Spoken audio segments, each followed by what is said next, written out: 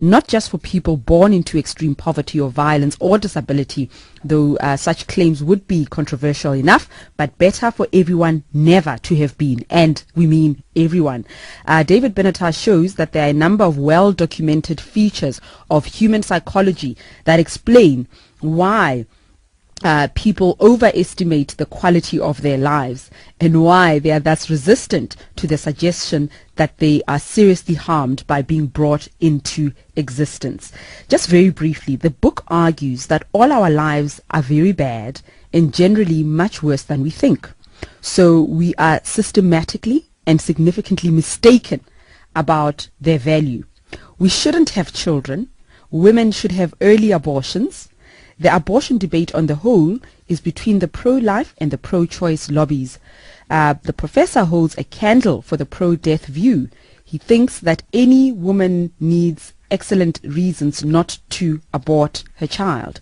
He hopes that one day all humans and all other animals will be extinct.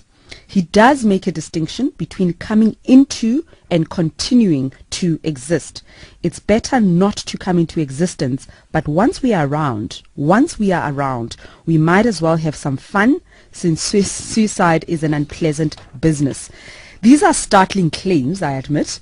They are straightforward, I believe, and it makes you question life.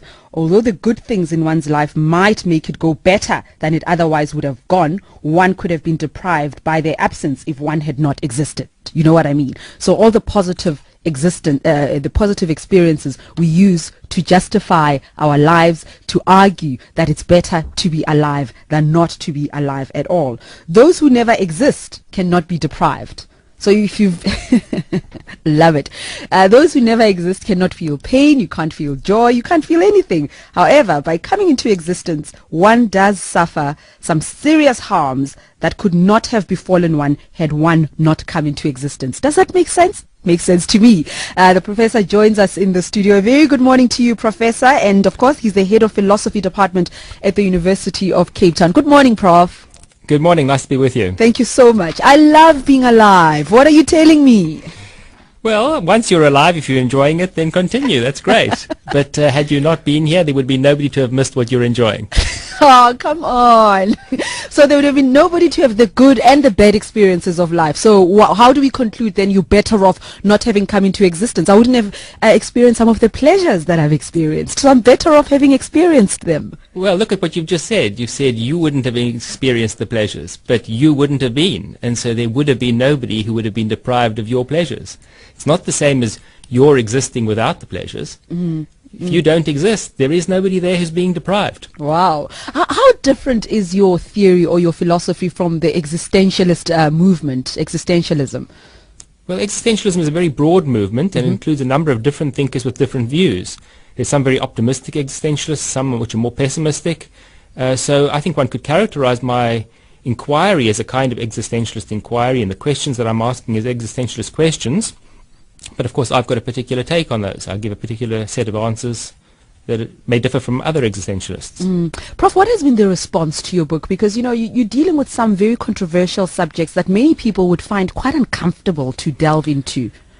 Indeed. Well, the reactions have been very mixed. First of all, there have been many people who've responded viscerally and quite angrily to what I've said, many of whom have confessed not even to having read the book. They've read some kind of blurb somewhere, or they've just heard the title, and they're responding instinctively with a great deal of anger. And many of them are levelling objections which, had they read the book, they will see have been considered and responded to. On the other hand, there have been people who've disagreed with me and who've attempted to argue very carefully and clearly for why they disagree with me, and it's been pleasant to engage in a philosophical discussion with those sorts of people. And then there has been a small minority of people who've written and said, gee, this sounds exactly right. But I said earlier, and I don't know if this is a fair assessment of your work or your book, that it is leaning towards nihilism. I mean, if we talk about nihilism, are we saying that life has no purpose, that existence itself has no intrinsic value? What exactly is it? Well, I would disagree with your characterization of my view as a nihilistic view. Of course, it does depend on what one means by the word nihilism. But if by nihilism one means a rejection of any kind of value, then my view is not nihilistic at all. In fact, my arguments proceed from values that almost everybody holds. So the premises of my argument are actually values that everybody holds. And what I try to show is that the implications of those values are ones which are quite radical and which most people don't recognize or realize. And again, Prof, I really believe that all of us as human beings, we do have a choice. Even people who commit suicide, that is a choice to cease to exist. But for those of us who are already in existence, you and I, we already are living, we've come into being. What is the option? Do you continue to exist, or do we lament the fact that it is better not to have existed? Well, I think there are a variety of ideas that you've raised there. First of all, I do want to clarify that I'm not recommending suicide. No, of course not, no. It may be true that some people's lives are so bad that they, on due reflection, decide that ending their lives is best. I don't think anybody should ever rush into a decision like that. It obviously has an impact not only on them, but on family members and those who are close to them. So it is an option, but I think it's an option that has to be very carefully considered, not rushed into, something that's discussed with other people. But my focus in the book is not on ending lives. It's on whether we should start lives. And my worry is that the optimistic view, the view that our lives are all just fine, that leads to the creation of new lives and new suffering. So while I think that while we're here, we should enjoy our lives, I'm very concerned about the creation of new centers of suffering, as it were. Every time one has a child, you're creating somebody who could suffer an immense amount. And the one thing that you can absolutely guarantee, one way you can absolutely guarantee that any child of yours will not suffer is not to have that child. Sure. So what are you saying, Prof? Are we overestimating the quality of our lives, the things that, for instance, bring us joy? We associate life, the beginning of life, a new baby, as a new beginning. So do we overestimate the quality of all those things? Absolutely, and I think here it's quite important to get scientific, because there's actually very good and quite extensive psychological data on this phenomenon of human optimism and the inclination to view life as being very good. There are a number of well-documented, well-researched features of human psychology which demonstrate that we do overestimate the quality of our lives. And I don't think that this scientific evidence can just be readily ignored. So when people say to me, "But I'm very happy to be alive and I think my life is just great," they can't say that without ignoring the scientific evidence. 0214460567 01188300702. We are talking about life. It's a philosophical discussion, and we are exploring the question, are our lives much worse than we think? David Benatar, Professor David Benatar's book, Better Never to Have Been, The Harm of Coming into Existence. Let's talk about it. What are your views on this one? We're not condemning anybody. We're not prescribing to people how they should view life, but we're exchanging ideas about what we make of this journey called life.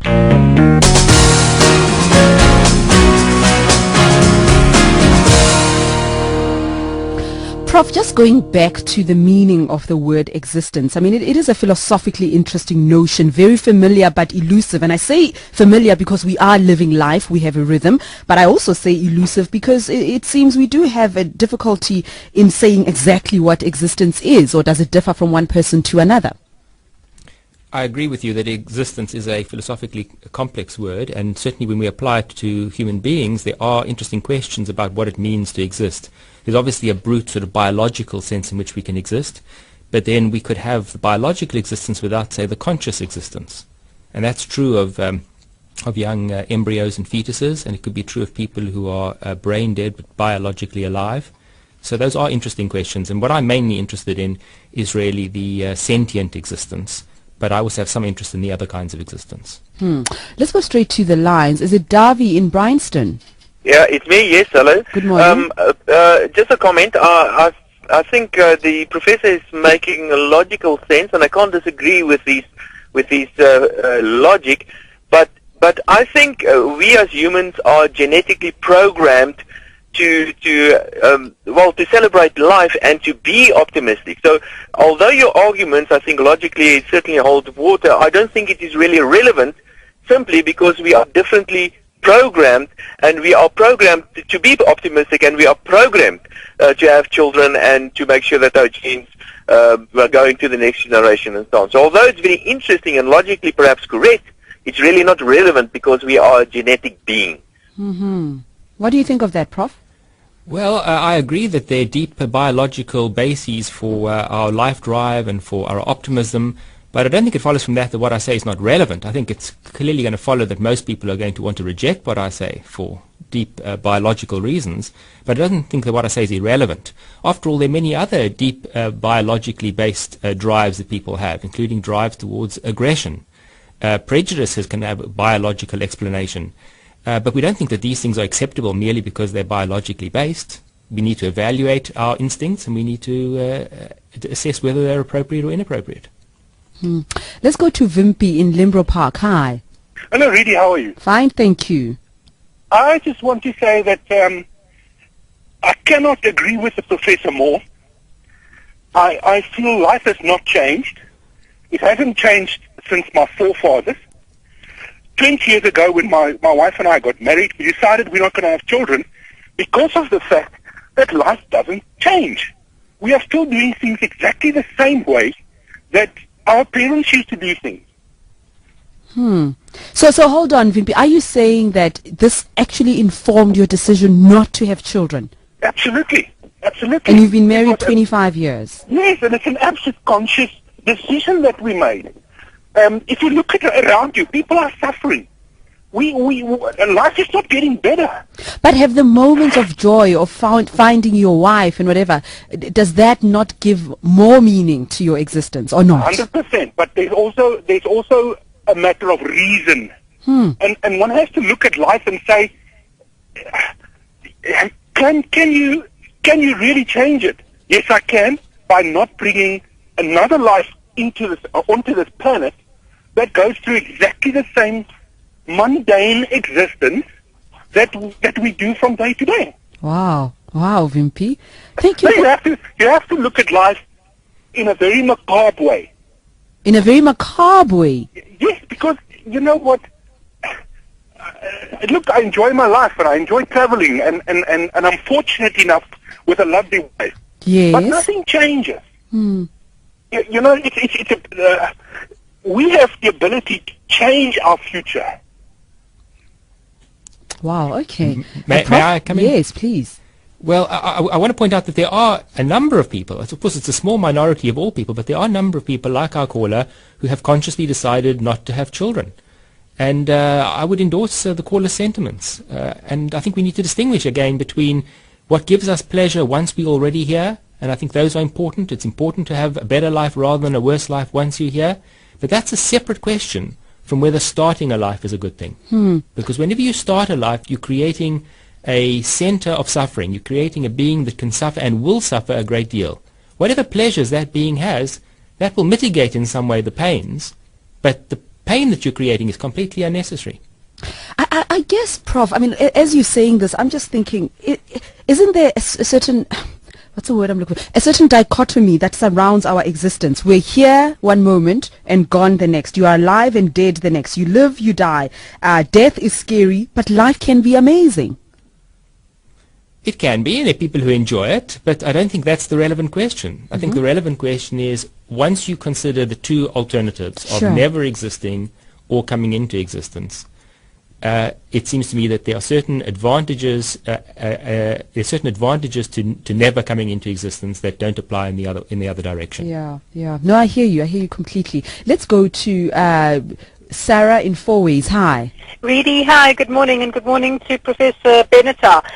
Reedy, when I heard your topic this morning, I got so excited because I thought to myself, here is a man, the only man I've ever heard of, speaking my language. Reedy, my mother passed away recently, and it really got me questioning the meaning of life. And if one looks at the damage that mankind has created in terms of the planet, the environment, although I haven't read Professor Benatar's book, and I most certainly would love to read it, and will make sure I do read it, and I don't know how he's approaching the subject, just what I've heard on the radio makes a whole lot of sense to me. All right, thank you very much. That's Sarah in Four Ways, and we go to Peter in Bryanston. Thanks for your patience. You've been holding on for so long. Welcome.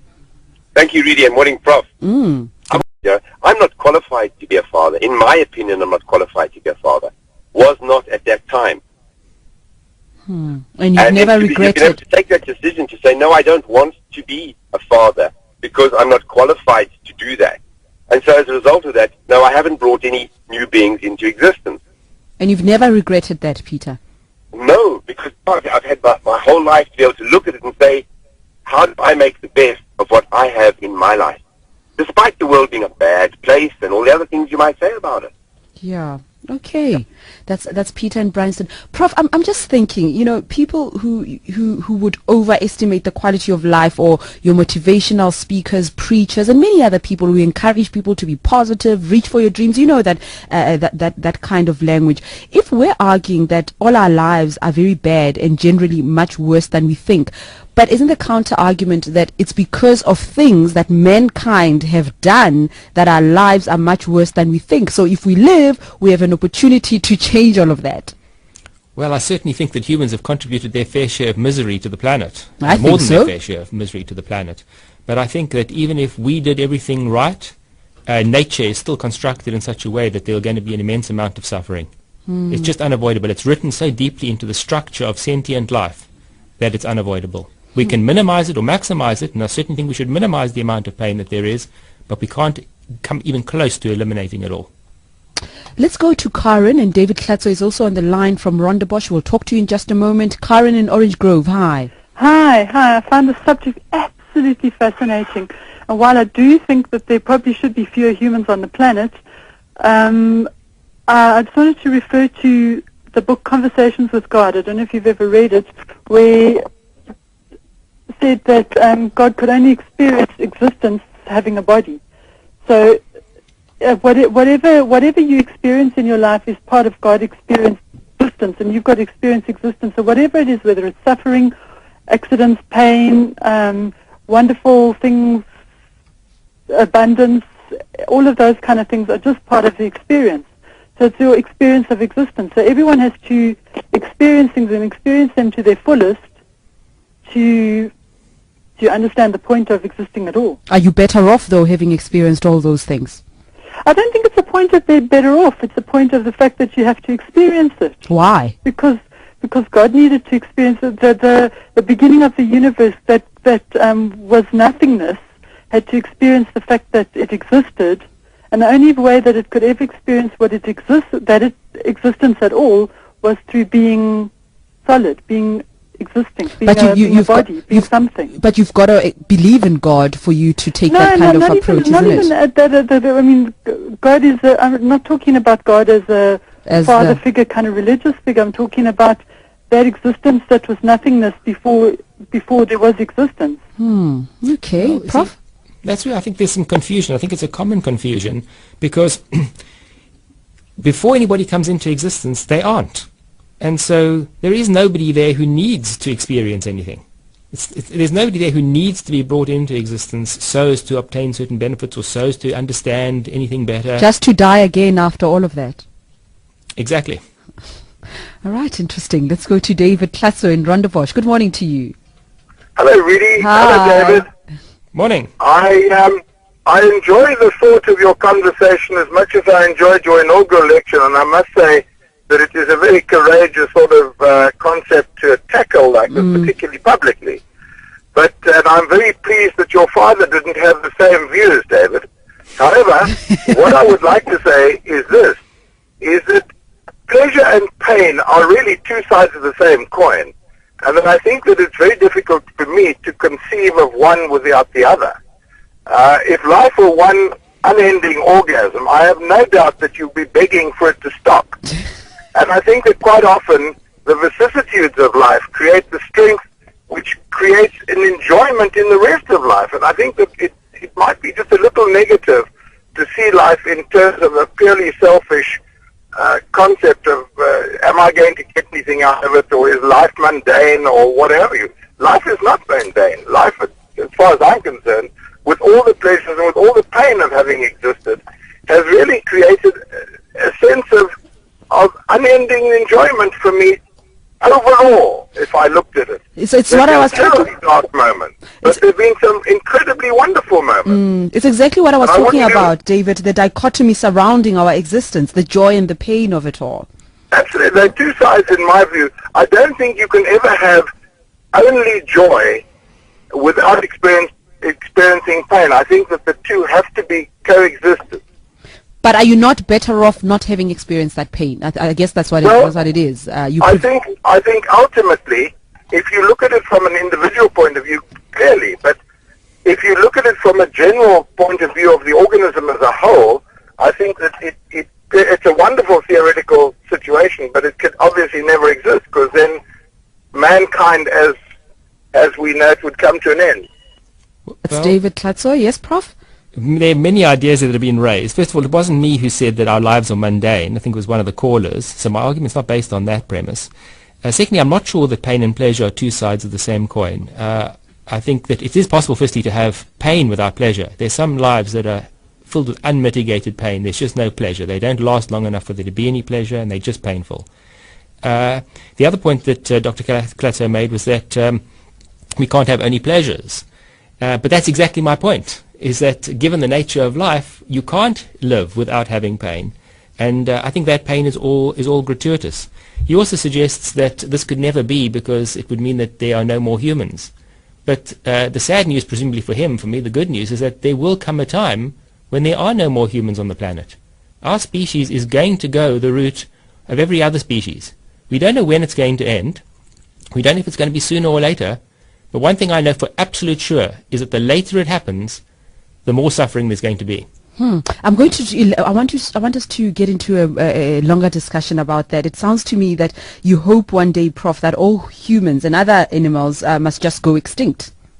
Well, of course, there are different ways of going extinct. I'm not recommending killing anybody or any animal. I don't want anybody to be killed off. But I think it would be better, all things considered, if we died off. And that is, in other words, if we didn't replace the current humans with new humans. Let's take a break. We'll take more of your calls in a moment. Talk Radio. Just to give you an idea of Professor David Benatar's book, he is the head of philosophy department at the University of Cape Town. The book is called Better Never to Have Been, The Harm of Coming into Existence. In chapter 3, for example, he defends the idea that even the best lives are not only much worse than people think ordinarily, but also very bad in themselves. He argues by appealing to empirical research that people's self-assessments of the quality of their lives is, I use the plural, right? Self-assessment is unreliable. Let's say self-assessment is unreliable. So the way we assess our lives, the quality thereof is unreliable.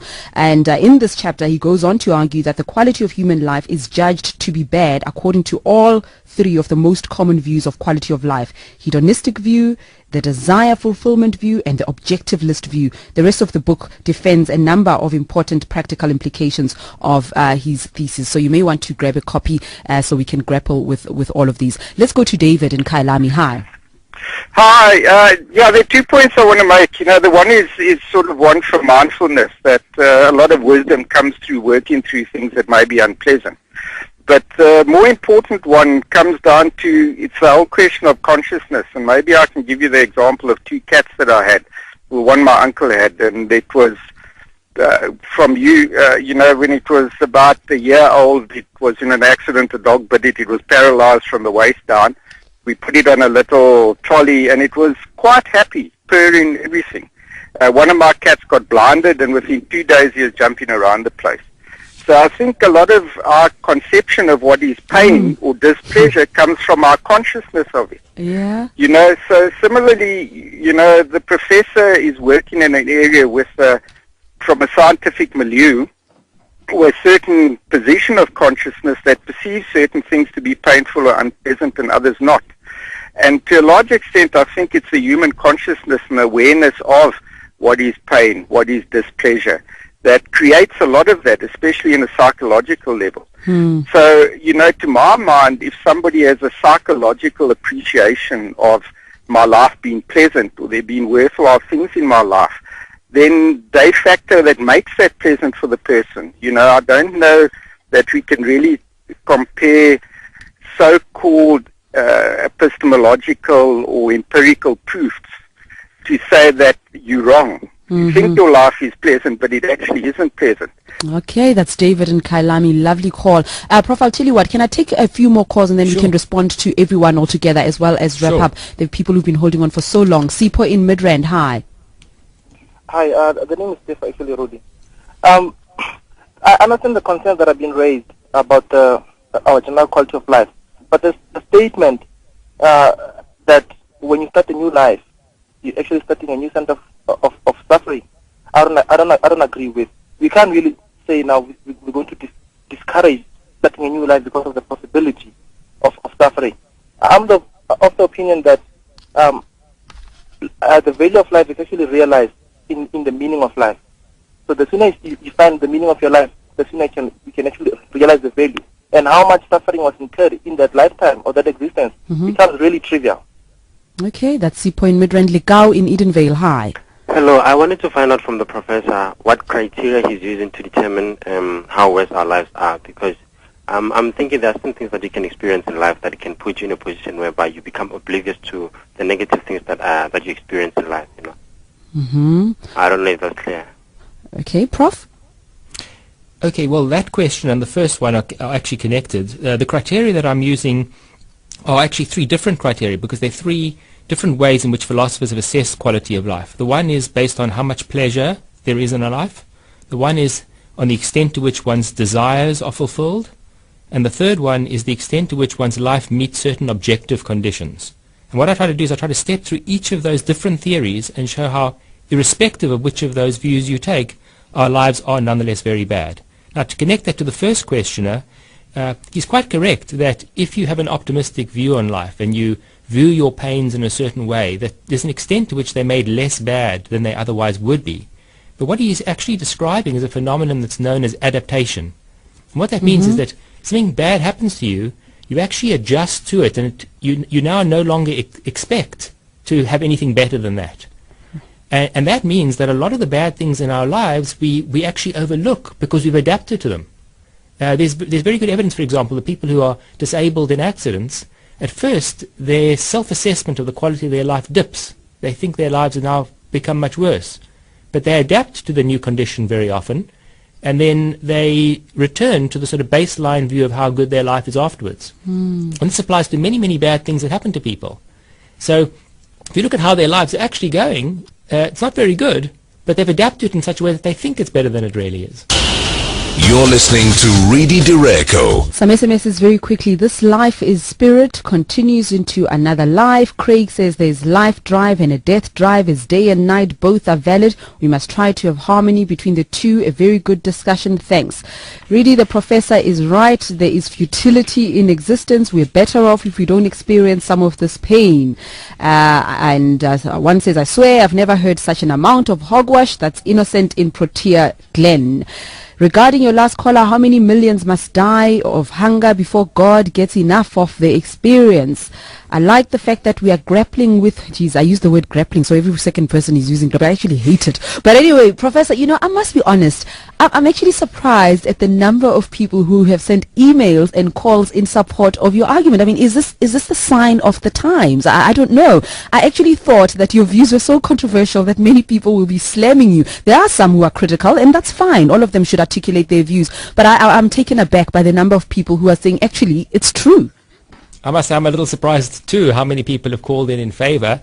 I think there may be an explanation for that. It might be that these sorts of views are so rarely discussed in public and they so frowned upon that this opportunity on the radio to talk about them has brought people out of their shell and enabled them to speak about ideas that ordinarily are taboo. And I won't forget that. You're saying those who never exist cannot be deprived. Exactly. Thank you. Yes, you wanted to say something? I wanted to respond to one of the earlier callers who said that he disagreed that when we create a new being, a new human being, we're creating a new center of suffering. He said we shouldn't be worried about a mere possibility of suffering. But in fact, it's absolutely guaranteed that every person that we bring into existence will suffer in some or other way. And another call of yours spoke about the meaning of life, and I would just say that for your life to have meaning, of course, you have to have a life. And so it's not problematic if those who never exist don't have any meanings in their lives because they don't have any lives. All right, Professor, I really have loved chatting to you, and I'm sure we'll do so again. Good luck with the book, eh? Thanks very much. Nice to chat to you and your Thank callers. you so very much. And those of you who are SMSing, the book is called Better Never to Have Been, The Harm of Coming into Existence by Professor David Benatar.